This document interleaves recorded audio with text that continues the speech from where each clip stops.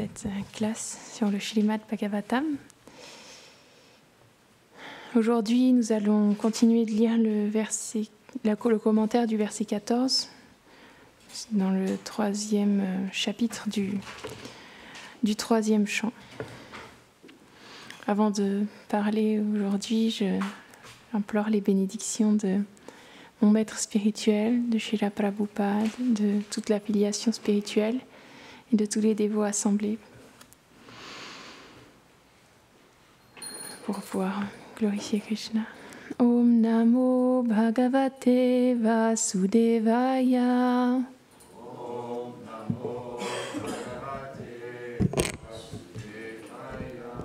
Om Namo Bhagavate Vasudevaya. Om Namo Bhagavate Vasudevaya. Om Namo Bhagavate Vasudevaya.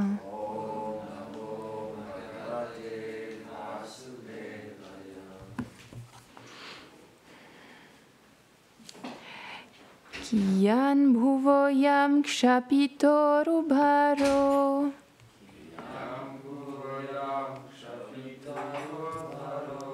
Yadro nabhishmarjuna bhima mulei.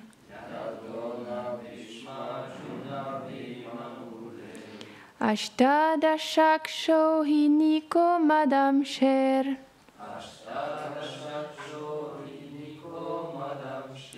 Aste balam durvishaham yadunam.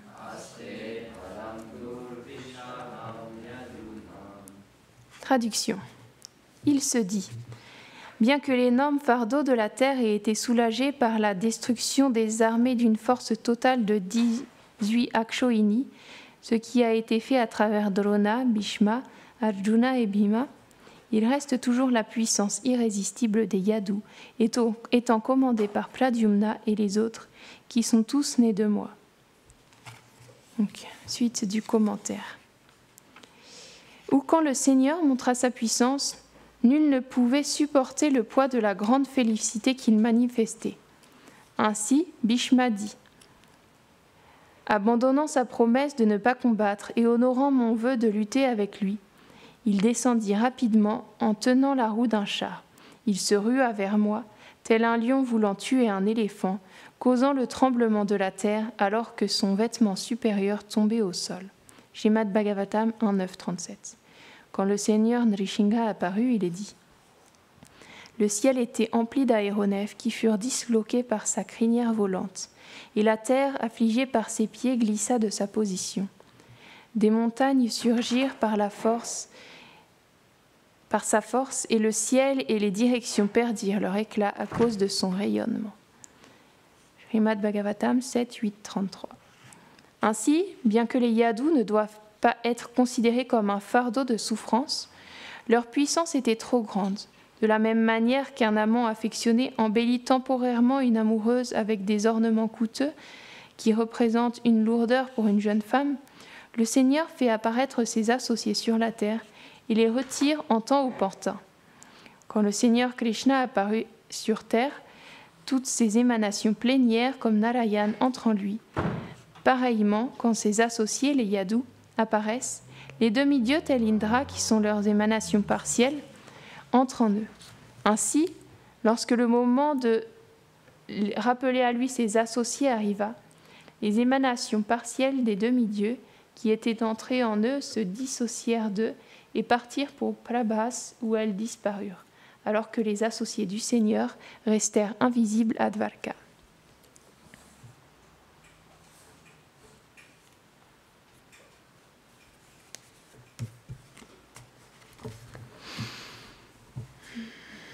Om Agyanatimirandasya Gyananjana Sharakaya Chakshurun Miritam Yena Tasmai Shri Gurave Namaha Shri Chaitanya Manubhishtam Stapitam Yena Bhutare Vayam Rupa Kanamayam Dadati Svavarantikam He Krishna Karuna Sindhu Dinabandhu Jagatpate Gopesha Gopika Kanta Radha Kanta Namostute Tapta Kanchana Gorangi Radhe Vrindavaneshvari Rishabhanu Sutedevi Pranamami Haripri.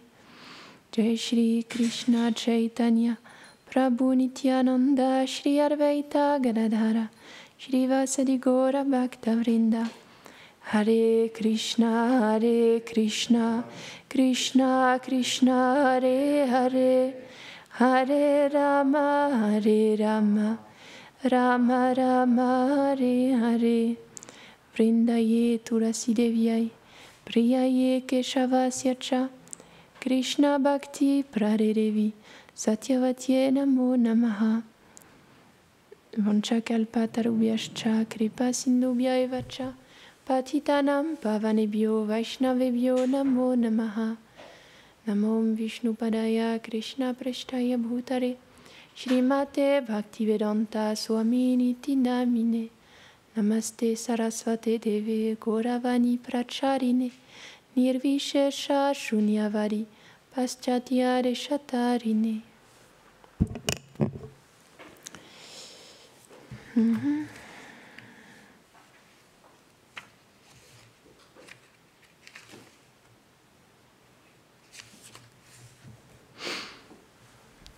Lorsque Krishna il a décidé de retirer toute sa dynastie pour retirer le fardeau qui restait sur la terre, on peut voir que finalement les associés du Seigneur ils sont restés à Dwarka sous une forme invisible, mais que ceux qui se sont battus et entretués comme pour suivre la malédiction du Brahmana,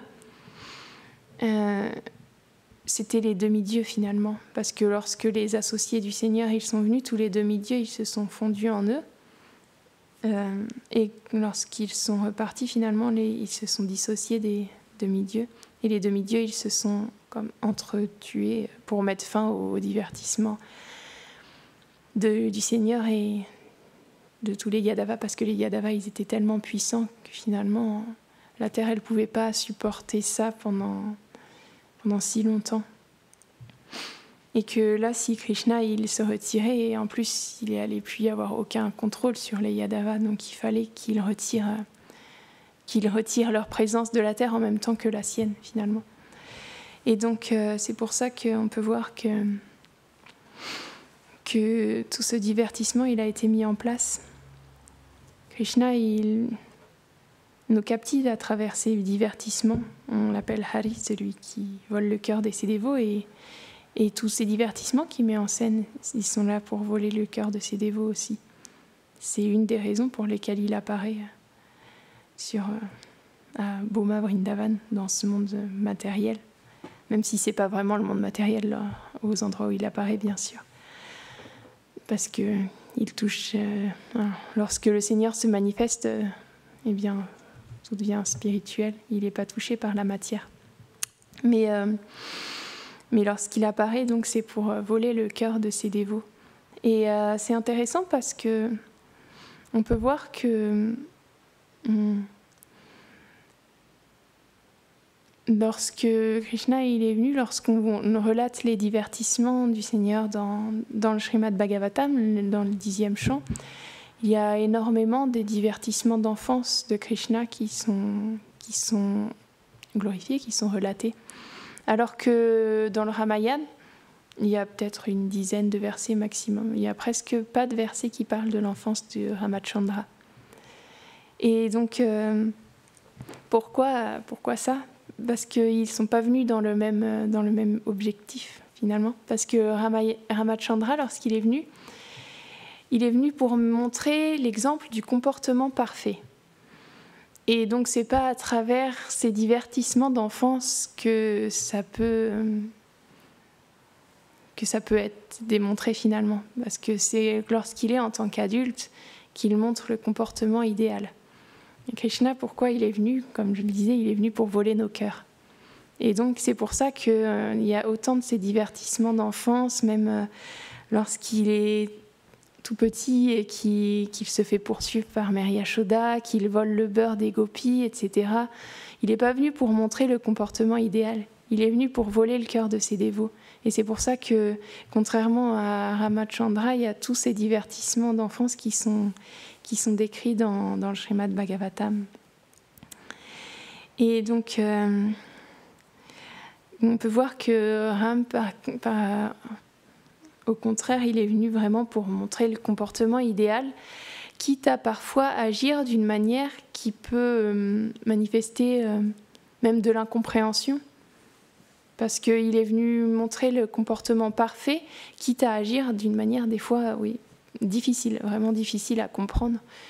Lorsque, par exemple, il laisse Sita dans la forêt parce qu'il faut qu'il soit le roi idéal, il faut qu'il soit le roi exemplaire, et le peuple, il manifeste un doute en Ramachandra parce que Sita, elle est restée, même si elle n'a pas vraiment été touchée lorsque Ravan, il l'a enlevée sur son île à Lanka. Sita n'a jamais été touchée par Ravan, mais c'est comme il semblerait qu'elle ait passé 1 an quand même aux côtés enfermée dans le palais d'un homme autre que son époux. Et bien sûr, au Treta Yuga, c'est pas quelque chose qui se fait. Donc, lorsque Ramachandra, il l'accepte de nouveau comme son épouse après qu'elle ait subi l'épreuve, elle est rentrée dans le feu, et Agni, il est ressorti avec elle entre ses mains. Il a dit à Ramachandra, il est ressorti avec elle, il a dit qu'elle était pure, que jamais elle avait été touchée par Ravan, etc. Mais malgré ça, les habitants de Ayodhya, certains, ils commencent à critiquer cette chose-là de Ram. Et c'est pour ça qu'il la laisse dans la forêt. Donc c'est pour ça on peut voir que pour manifester le comportement parfait, du roi parfait, de l'être humain exemplaire, il agit d'une manière qui est pas forcément... qui peut manifester même la colère chez certaines personnes, et l'incompréhension, etc. Et donc, on peut voir que dans tous les domaines comme ça, dans le domaine royal, dans le comportement d'un époux, d'un disciple, il montre l'étiquette. Et aussi, parce que j'étais pas au courant de ça auparavant, mais dans le fait dans l'adoration des déités aussi. Parce que il faut savoir qu'à Ayodhya, à cette époque-là, quand Ramachandra il était à Ayodhya, qu'il régnait, il y avait le seigneur Ranganath qui se trouvait à Ayodhya. C'était la déité qui se trouvait à Ayodhya. C'est une grande déité de Vishnu qui a longé sur Anantashesh, je ne sais pas si vous avez déjà vu, et qui aujourd'hui se trouve à un autre endroit, à Shringar.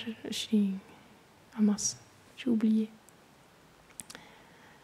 Ah, je l'avais dans la tête.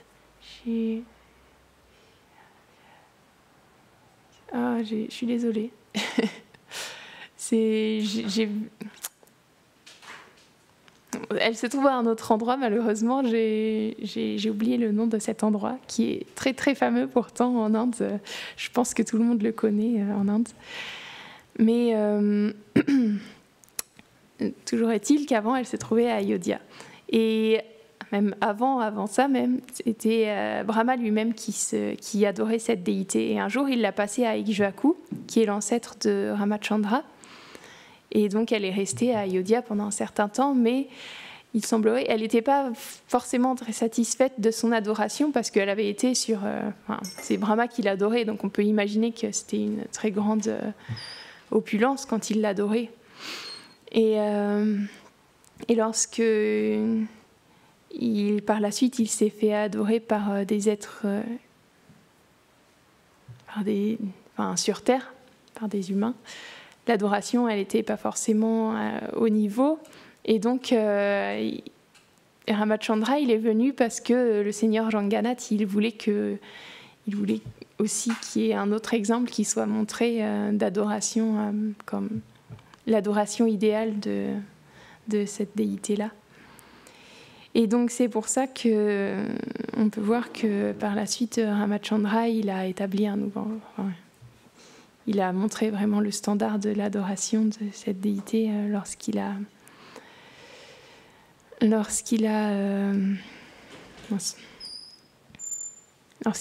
fait ses divertissements sur Terre. Est-ce que tu peux regarder vite fait où se trouve la déité du seigneur Ranganath actuellement, parce que c'est à cet endroit-là qu'elle est. Ranganath. R-A-N-G-A Nata. Ranganatha. Et donc, comme je disais, donc mais aujourd'hui, elle ne se trouve plus à Ayodhya. Il y a toute une histoire qui explique cette chose-là. Parce que le Ramachandra, à la fin de la guerre, lorsqu'il a gagné contre Ravan, il y a le seigneur Vibhishan. À un moment, il a demandé au seigneur Vibhishan ce qu'il désirait.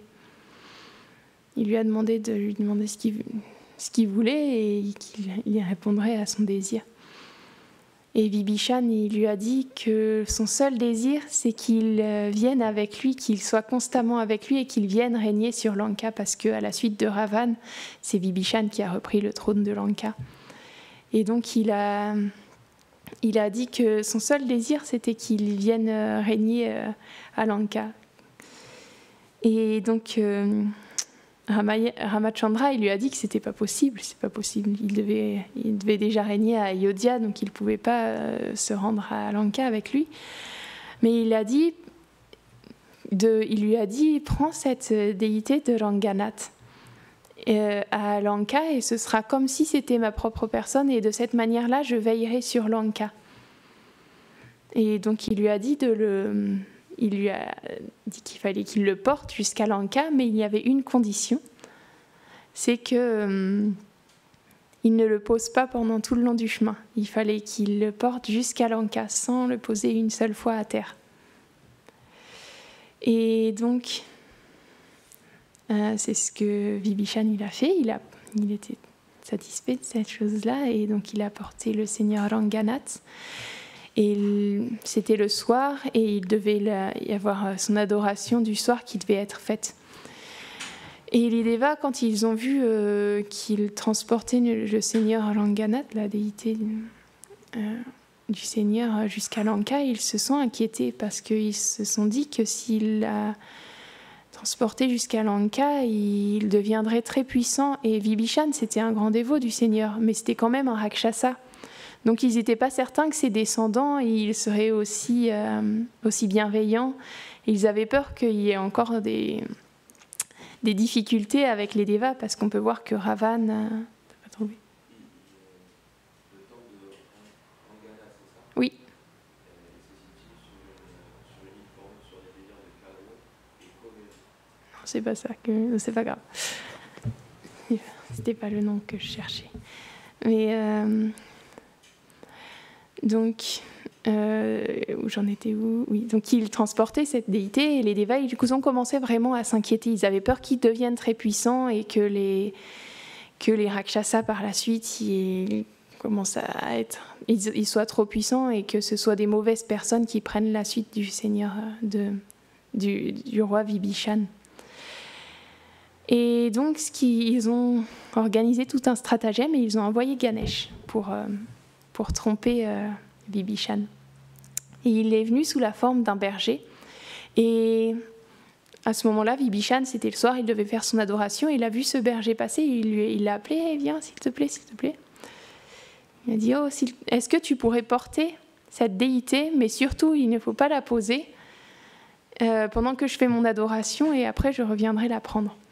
Et donc Ganesh, qui était sous cette forme de berger, il a dit d'accord, mais par contre j'ai un problème, c'est que j'ai un maître spirituel qui s'il m'appelle, je suis obligée d'aller le voir, et donc je vais pas pouvoir rester. S'il m'appelle, je vais être obligée de la poser. Et Vibhishan lui a dit, ne t'inquiète pas, s'il t'appelle, tu appelles 3 fois mon nom et je viendrai pour reprendre le seigneur Ranganath et tu pourras aller voir ton maître spirituel. Et donc Ganesh, il a dit d'accord, et il a pris le seigneur Ranganath, et à peine, Vibhishan, il venait à peine de partir. Ganesh, tout bas, il a appelé Vibhishan, Vibhishan, Vibhishan, et vite il a posé et il a commencé à partir. Comme ça, étant donné que il n'était pas censé la poser de tout le long du voyage. Et donc, à ce moment-là, Vibhishan, il ne pouvait plus la soulever. Impossible. Donc, il s'est mis en colère quand il a vu ça. Il a couru après Ganesh. C'est expliqué, même, il est monté en haut d'une montagne, ou d'une colline au moins. Je ne sais plus si c'était une montagne ou une colline, mais il l'a poursuivi jusque-là et il l'a frappé sur le sommet de la tête, Ganesh. Il a frappé Ganesh sur le sommet de sa tête. Et il y a un temple même à cet endroit aujourd'hui. Et donc, il était vraiment insatisfait. Il a essayé par tous les moyens de soulever cette déité de Ranganath. Et c'était impossible. Et il était vraiment en colère. Et donc, le Seigneur, à ce moment-là, Ranganath, il a parlé à Vibhishan et lui a dit « Ne t'inquiète pas, parce que je peux voir Lanka et je veillerai sur Lanka. Et tant que je pourrai voir Lanka de cette manière, aucun mal ne pourra arriver là-bas. » Et donc, c'est pour ça que cette déité-là, elle regarde en direction du sud. Et normalement, elles ne sont pas orientées de la même manière, les déités dans les temples, mais lui, il a une orientation particulière et vers la ville de Lanka, même si c'est une île, Lanka. Sri Rangam, voilà. Et donc, c'est l'endroit où... merci beaucoup. L'endroit où se trouve Ranganath, maintenant, c'est la ville de c'est l'endroit qui s'appelle Sri Rangam. Et il y a un grand temple qui est construit à cet endroit-là. Il est assez connu, c'est un des plus grands temples du monde, il me semble. Donc c'est vraiment un endroit qui est très très connu. Si vous regardez sur Internet, c'est des images que j'avais déjà vues et j'ignorais un peu toute l'histoire de cet endroit, mais c'est comme ça que Ranganath, le seigneur Ranganath, il s'est trouvé à cet endroit par la suite. Et donc, c'est comme ça que Ramachandra, il a pu montrer aussi cet exemple à travers l'adoration des déités aussi. Et donc, c'est intéressant parce que on peut voir que les associés du Seigneur, quand bien même ils sont avec le Seigneur lui-même, étant donné qu'ils oublient sa position, ils prennent aussi refuge des déités lorsqu'ils ont un problème, etc. Et on peut voir que Dasharat, de cette manière-là, lorsqu'il avait... le Seigneur Ram, c'était son fils, et pourtant, à un moment, à une période où il était vraiment... Il avait plein de... il était tracassé par plein de choses parce qu'il devait léguer son trône à Ramachandra, et il y avait plein d'éléments dans sa vie qui lui revenaient en tête. En fait, c'est un jour, il faisait beaucoup de mauvais rêves, là où il était poursuivi par un monstre. Et ce monstre, en fait, c'est expliqué, c'était le temps, parce qu'il venait à la fin de son règne, et c'était donc il arrivait à la fin de la dernière partie de sa vie, et il avait eu plein de petits éléments dans sa vie, j'ai pas le temps de tous les raconter, mais qui le tracassaient un peu. Et donc il y a toutes ces choses-là qui venaient en tête, et donc une nuit il s'est réveillé, il a vu une mèche blanche près de son oreille, et là il s'est dit il faut que c'était un signe pour lui, c'était un signal, ça voulait dire qu'il fallait qu'il ait son trône à Ramachandra.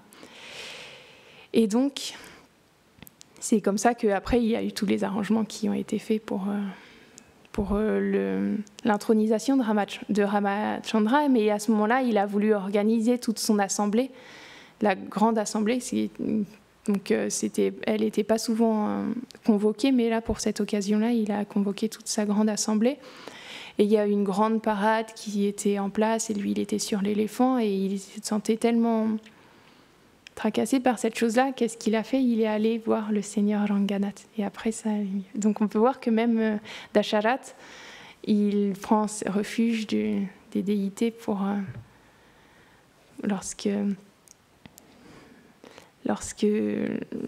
quelque chose le tracasse. Et on peut voir que même en Andamaraj, il adore le Seigneur Nrishingadev tous les matins pour protéger Krishna.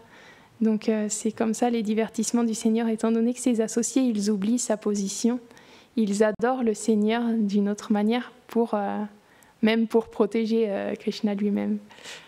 Donc c'est ce que je voulais partager avec vous aujourd'hui. Est-ce que quelqu'un... Jai Srimad Bhagavatam Ki Jai. Oui. La déité de Mangala, Oui. c'est une grande déité. Oui, c'est une grande déité. Parce que c'est dans les âges précédents qu'ils avaient une taille humaine. Oui, elle est... C'est pour ça qu'ils pouvaient porter cette déité. Oui, c'est ça, oui. Bah oui, puis c'est Vibhishan, c'est le frère. Donc il est puissant, mais c'est une grande déité. Oui.